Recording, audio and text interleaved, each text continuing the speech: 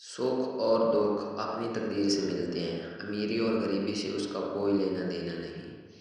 رونے والے عالی شان محل میں بھی روتے ہیں، اور جن کی قسمت میں خوشیاں ہوں وہ جھونپڑی میں بھی ہنستے ہیں۔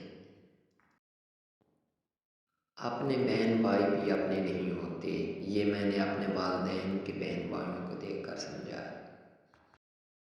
دوستی اور رشتہ ہمیشہ خاندانی لوگوں کے ساتھ کرنی چاہیے، کیونکہ خاندانی لوگوں کو تکلیف کے وقت دیا ہوا پانی کا گلاس بھی یاد رہتا ہے، جبکہ بے نسل لوگوں کو دیا ہوا خون بھی یاد نہیں رہتا۔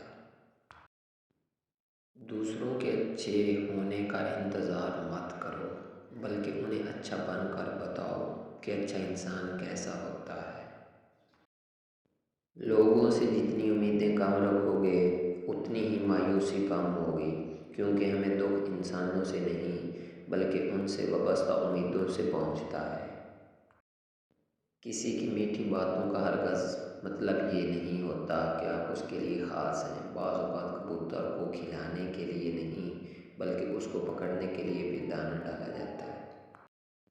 ماں باپ ہمارے خاموش چہرے بھی پڑھ لیتے ہیں، مگر افسوس ہم کبھی نہیں سمجھ پاتے کہ ہمارے ماں باپ کیوں پریشان ہیں۔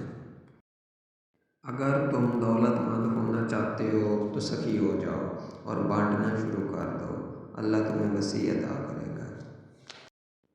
تعلق بھی رزق کی طرح ہوتا ہے، بدنیتی آ جائے تو برکت ختم ہو جاتی ہے۔ دل کا سکون پانے کے لیے دلوں کو سکون دینا پڑتا ہے۔ جب تک دوسروں کے دل آپ کی وجہ سے بے سکون رہیں گے تب تک آپ کو بھی سکون نہیں ملے گا۔ میں نے اپنی زندگی کا ایک طویل حصہ لوگوں کو خوش کرنے اور خوش رکھنے کی کوشش میں گزارا ہے، اور اس تمام عرصے کی کوشش کے بعد میں ایک بات یقین سے کہہ سکتا ہوں کہ لوگ آپ سے کبھی خوش نہیں ہوتے۔ بعض اوقات آپ کو خاموش ہونا پڑتا ہے، کیونکہ آپ کے الفاظ یہ واضح نہیں کر پاتے کہ آپ کے اندر کیا چل رہا ہے۔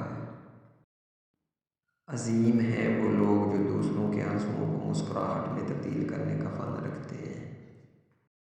بہترین فیصلہ چاہتے ہو تو پھر سب کچھ اللہ پر چھوڑ دو، کیونکہ اللہ پاک جو ہے وہ سب سے بہترین فیصلہ کرنے والا ہے۔ مشکل کے بعد آسانی صرف صبر کرنے والوں کو ملتی ہے، اس لیے صبر کا دامن نہیں چھوڑنا چاہیے۔